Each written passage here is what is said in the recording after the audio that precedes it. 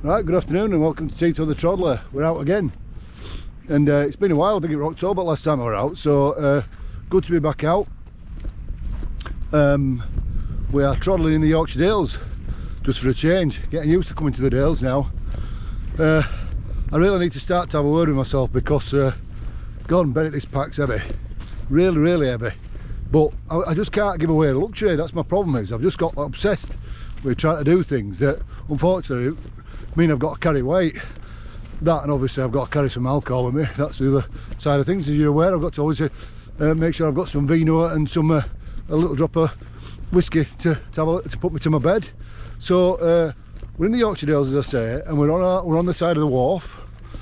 You can see that, the wharf, and we're heading up what is known. Well, we're heading up towards firstly Strid Wood, and then we're going up to what is known as the Valley of Desolation.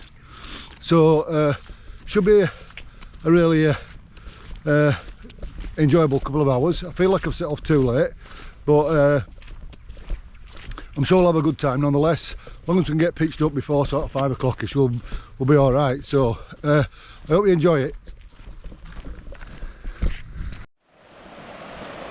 Right, we're now in the Strid Wood, which is a triple SI site. Absolutely stunning in here. Down in the bottom you can sort of see, I'm pretty certain, I think this is it here. If it's not, it might be a little bit further down, but I think this might be it here, and it's basically is the Strid. And the Strid is like a whirlpool, and anything that goes in there doesn't come out for at least a couple of days. And the interesting thing is in 1934 there was a guy called Arthur Reginald Smith, who actually was a painter, who actually trained at Keighley College and did all the paintings in the book Strid Dales for Hellawell Sutcliffe. And in 1934 Arthur Reginald Smith went missing, and when they went looking for him they came down to the Strid and they couldn't find Arthur Reginald Smith, but they managed to find his easel that was at the side of the river. So nobody knew what happened to him. They looked about for him for quite some time, and eventually they brought in a chap who was a water diviner, and from having something of his clothes to sort of close to where the diviner is, he managed to locate where the body was, and 50 yards down from the Strid they pulled Arthur Reginald Smith out of the water. So for a man who really loved the wharf, it were tragic, but also in some ways fitting that he ended up there, met his end there. Now whether he tried to jump the Strid we'll never know, or whether he just slipped and fell, we'll never know. But his family obviously realised how important the wharf was for him, because when he was cremated they came and scattered his ashes back on the river. So that's Arthur Reginald Smith, and that is the Strid. Don't go anywhere near it. Right, we're at the sign now for the Valley of Desolation, so we're going up there, up to Simons Seat, and the Valley of Desolation came into well, basically what happened was it became known as the Valley of Desolation because in 1838 there was a massive storm, and there were a lot of water, and ran down the valley and ripped trees out like matchsticks and made a right mess and a kerfuffle. So yeah, and it's taken 180 years of nature to sort of take back control and give us something very special. So it's apparently quite a beautiful place. There's a couple of waterfalls to have a look at, which look pretty good, and then we'll catch the path up to Simons Seat. So should be definitely worth a look. Right, so we're at Posworth Gill Falls. These are quite beautiful, and the other good thing about it is it's allowed me to take the pack off my back. So yeah, I'll spin it around and you can have a look at these. They look wonderful. Look at them, absolutely beautiful. So really good to get a picture of that. But yeah, incredibly beautiful waterfall. Quite a bit more impressive than Bunny waterfalls, I hasten to say.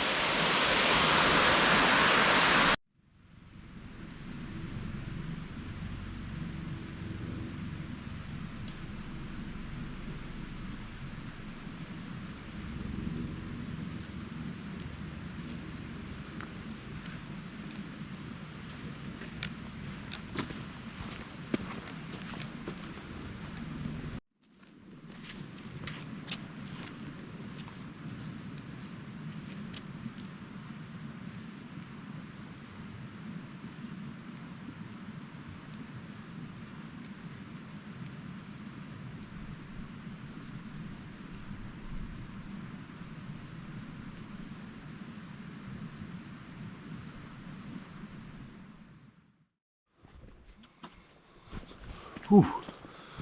Quite a bit of a pull now.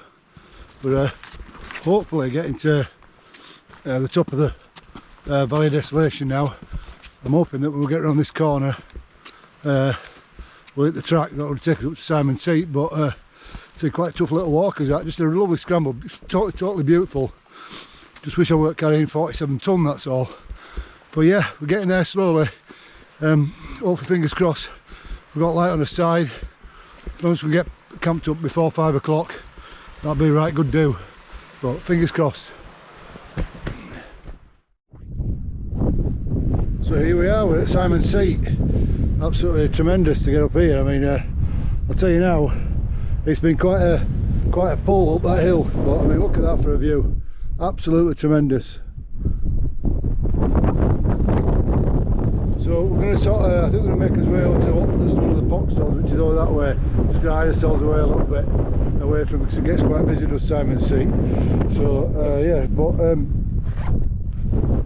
yeah, absolutely fantastic view. Going to be a cool one tonight, you can tell, definitely. I'm not sure I've got this tent right way around, but it's going to have to do for now, because I've had enough really. So I need to get cracking with my tea. I've got something quite exotic to eat, but it's whether I really, yeah, there's going to be a lot learned from this winter camp, and one of it is don't pick meals that you've got to faff around with. It needs to be quick and simple, and it should have really been a dehydrated meal, and I could have been eating it now. So a little bit of a schoolboy error there. Save all the exotic cooking for summer camps, but hopefully once I finally get cracking, it'll be worth it if we can just warm up a little bit. But yeah, the lesson that's going to be learned from this camp and all is I've carried far too much stuff, and I've carried far too much water. So certainly for next, I'm going to really look at what I've used this time and really adjust for winter camps, because it was hard work carrying that up there, and I don't mind carrying it if I'm really going to use it, but if I'm not going to use it, then it's a waste of time. So plenty of thinking needs to happen.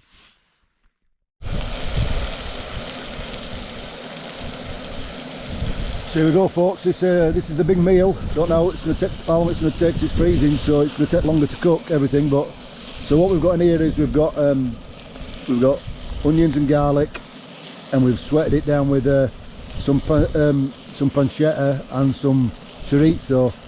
So we're going to put that in there, and then once that's cooked, we'll add some mushrooms, and then we're going to add some tomato sauce, and then we're going to add a few herbs.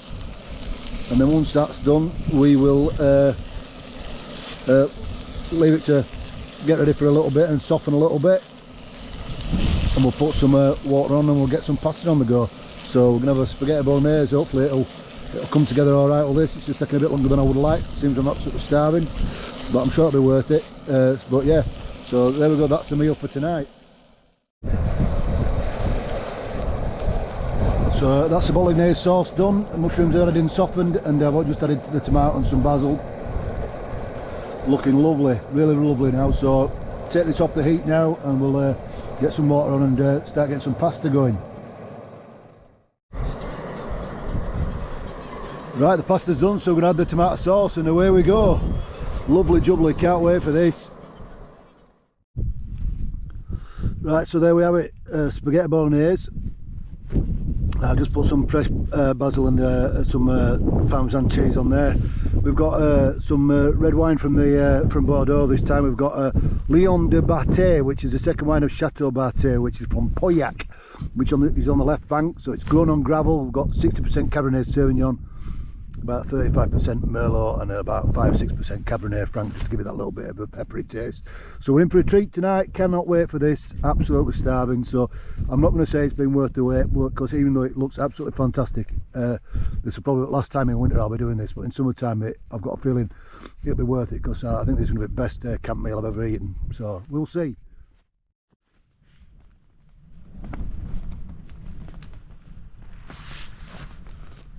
Right, good morning everybody, and sorry I didn't check in with you last night, but we had a great night, enjoying the wine and the whiskey, and enjoyed the fantastic food. Really good. It's a bit windy today, so it's only about 6 o'clock now, so we're going to have another couple of hours, and then we're going to try and get packed up and get down the hill. I think it's going to be a bit breezy and a bit rainy today, so it's not going to be the most pleasant today, so I'll probably have to do a lot of stuff inside the tent before I leave, maybe. But so I give you the factoid yesterday about Tito's useless factoid number 1 about Arthur Reginald Smith, and Tito's useless factoid, the second useless factoid, is actually about Simons Seat, where I visited yesterday. So there's a number of reasons why they think Simons Seat is called Simons Seat. The first one is it was recorded in 1771 when they thought it might be named after the bloke who, you know, who owned the estate, similar to our Lords and Earls Seat, which is a couple of fells close by. They're named after, obviously, probably Lord Hartington, I'm guessing. So that's explanation number 1. There is another tale which is probably a little bit more romantic, really. Is in 1838. The story is that a local shepherd found a young boy on the fell, and then nobody could find who he was. So they called him Simon, and apparently his descendants still live in and around here. So I don't know if that's actually true or not, but if it is, I think we'd all know who he was if that were the case. But quite a nice story. And the last one is that apparently it's a place for high druid worshipped, so it might have been named after Simon Druid or Simon Magus, which is one of the druids. So I don't know which one's correct. All of us sound good.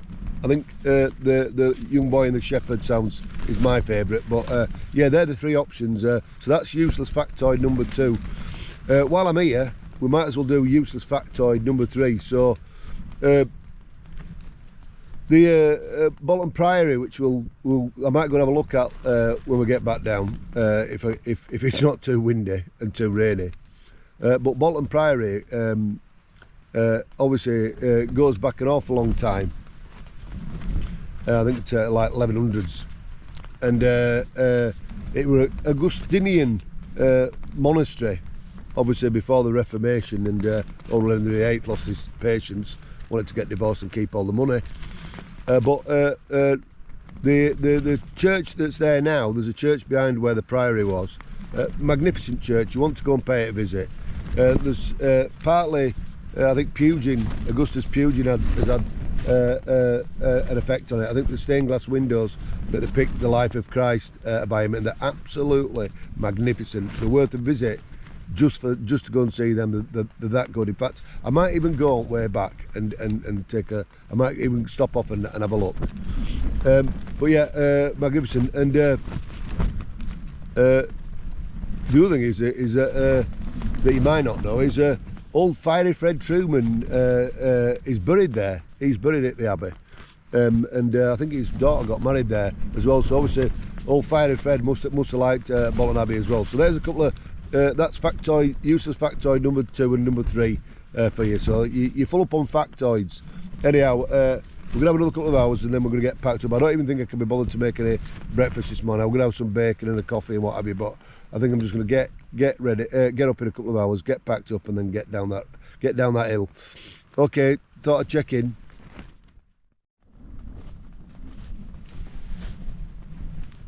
Right, another little section that Tito's going to put in from now on. So this is a joke for this trip. You ready for this? Did you hear about the cowboy with a paper hat, paper shirt, paper trousers, and paper underpants? Yeah, got done for hustling.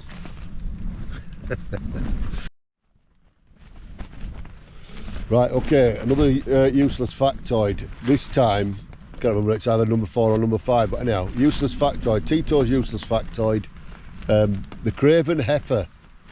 Now, the Craven Heifer dates back to the early 19th century when there was a cow bred on the Bolton Abbey estate that was enormous. The only way I can describe it is absolutely enormous. This thing weighed 312 stone, which is 1.98 tons. It was absolutely vast, and it was something like 11 foot 4 inches long and over 7 foot high, and it's still to this day the biggest cow that Britain has ever seen.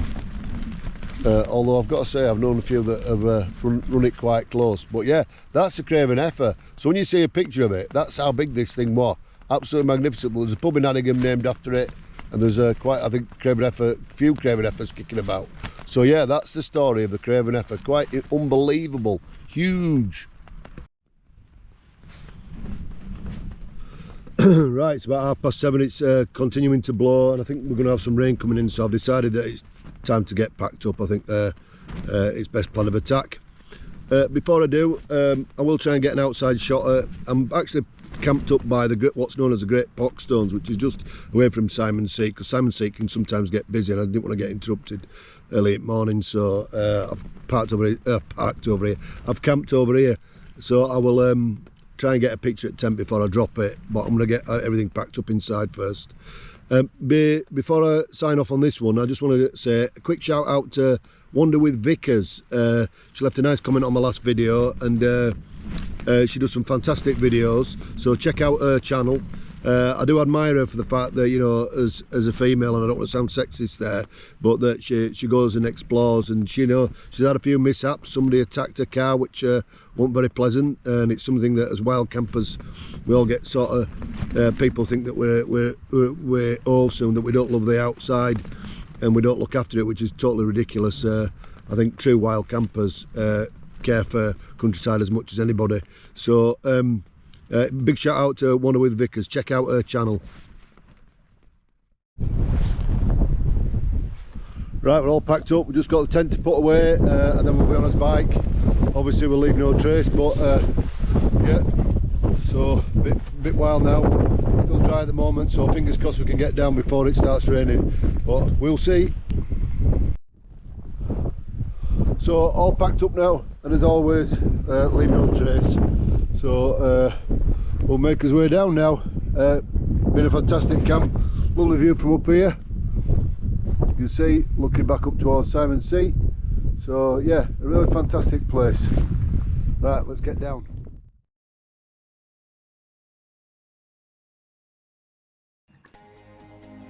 Dear Hector, I have strided out into the dales, treading where Hello Sutcliffe trod. This place of great beauty, this vision of loveliness where ruined priories stand beside the babbling sound of the wharf, where the deers leap and on the moors the grouse do fly. The green on the leaves will soon start to reappear as the browns of winter fade away, like an artist changing his palette. The cold air starts to nip, but this place will forever be outstandingly beautiful, and somewhere that never ceases to amaze. I tread where others have trodden, but to me this is virgin ground. As I explore, I realise that close to where I live is a magical place. I wish you were here to hear the birds in the trees and to see the beauty that lies before me. Will I ever grow tired of this amazing landscape? I very much doubt it.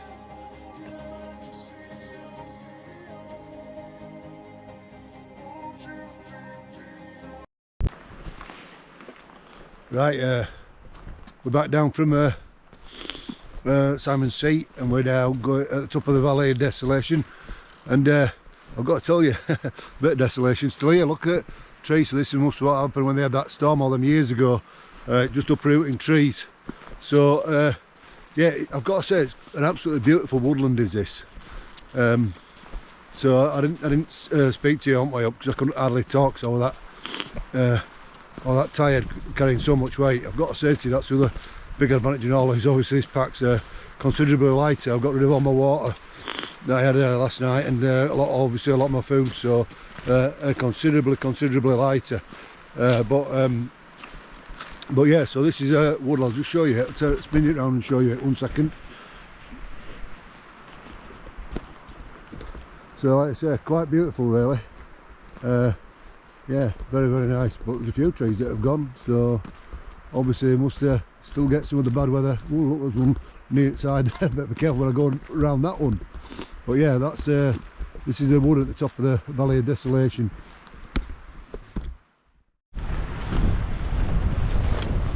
So we're back inside of the wharf now, so as you can see, really beautiful river, and if you look just behind me there, there's the Cavendish Pavilion. So if you're ever coming over this way, I'm hoping it's going to be open. I've got to get a sandwich or a coffee or something. So we're going to walk around and I'll try and show you Abbey as well. But yeah, and then we're going to go up back to Strid Wood and then back to the car. So all good fun.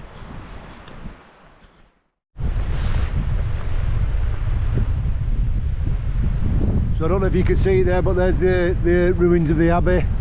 If you walk actually along the river, which I'm going to do because it's too far really, and I'm on the wrong side really, but there's a load of stepping stones, and a lot of people try and cross over the river, certainly in summertime. In winter time probably a lot more precarious, you won't want to fall in. But yeah, and here at the side of the river a lot of people come and have picnics. We've been down here lots of times and had picnics with kids. So yeah, Bolton Abbey holds a lot of memories for lots of different reasons for people, whether it's picnicking at the side of the river, trying to cross stepping stones, or having fun wandering around near the ruins. But yeah, so I wanted to show you that. We might go to church if it's open on the way back. Hopefully you're picking this up because it's quite windy, but if not I'll have to do a voiceover.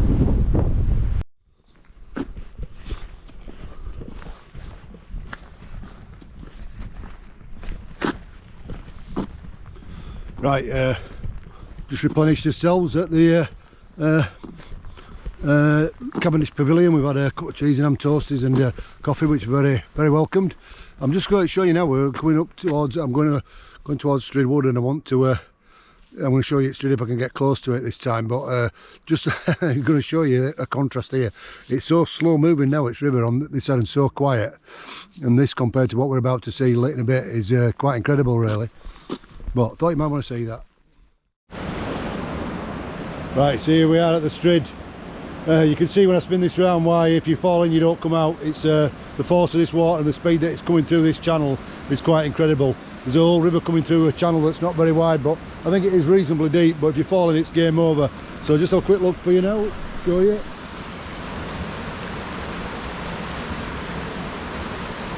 See that? So this is where Reginald Smith, unfortunately after Reginald Smith fell in and didn't surface, or they found him 50 yards down at the bottom. So, but yeah, majestic but also very dangerous. Right, so I'm not far off back, getting back to the car now, just going past Barden Bridge, I think it is. This is either Barden Bridge or next one's Barden Bridge anyhow, one of them is. But yeah, fantastic night while camping, really enjoyed it. I've decided that I'm going to try to start dedicating my videos to somebody. So this video is going to be dedicated to Dennis Coburn. Now Dennis Coburn was my boss, my real first proper boss as a greenkeeper really. And how can I describe Dennis? The man was like a father to me. And I don't mean that he always showed me love neither. There were times when, let's just put it this way, Dennis had two sayings. He used to say, when I say jump, don't jump, ask how high. And when I say dig, don't dig, ask how deep. And he wasn't scared of giving you what he called the love tap, which were basically, he would clip you around here if you answered him back. So when answering back, or another one that he used to like to do is sometimes if you argue, if you did try and answer him back, as soon as you turned on your heels, he'd give you a right kick right up the backside where you still toe cap boot, which you learned to be pretty quick if you were turning away from him.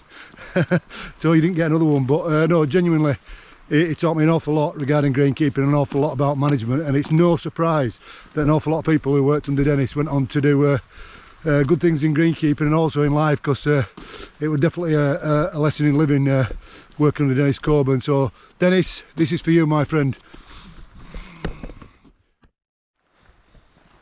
So almost back at the car now, so just to wrap up, I just want to say thank you as always for watching Take to the Trod. I hope you enjoyed it. I'm going to try and get out a bit more this year than I did last year. I want to do a couple more history videos at Crossroads as well, so keep tuning in for them as well. But yeah, I mean, obviously if you want to subscribe or you want to comment or like or whatever you want to do, please do. But no, thank you for watching, it's much appreciated. Until next time, keep troddling.